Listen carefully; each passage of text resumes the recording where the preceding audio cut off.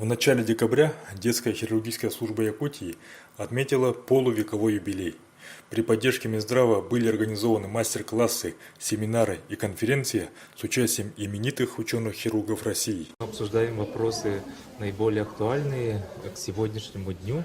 Это лечение и интенсивная терапия новорожденных детей и детей старшего возраста, которые находятся в критическом состоянии. Сегодня у нас в гостях наши коллеги из города Санкт-Петербурга, из города Южно-Сахалинска, а также представители элиты нашей службы анестезиологии и реаниматологии, которые непосредственно занимаются лечением детей в наших ведущих клиниках страны. Круглый стол даст очень много нового для наших врачей, ведущих учреждений нашей республики, а также врачей из наших районных больниц. В рамках 50-летия детской хирургии мы провели вручающее мероприятие, это мастер-класс совместно с Юсефом Козловым. В рамках этого мероприятия детские хирурги участвовали совместно в наших операциях. Детская хирургия Якутии достаточно широко, хорошо и интенсивно развивается. Мы в рамках этого мероприятия даем какой-то дополнительный импульс и дополнительные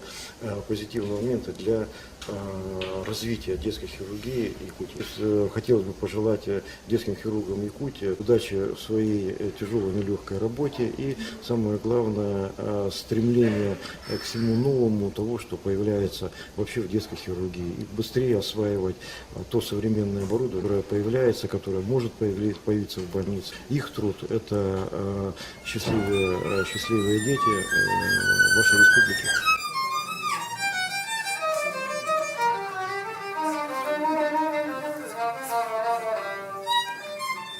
Гости республики отметили отличную подготовку детских хирургов Якутии и высокий уровень здравоохранения в целом.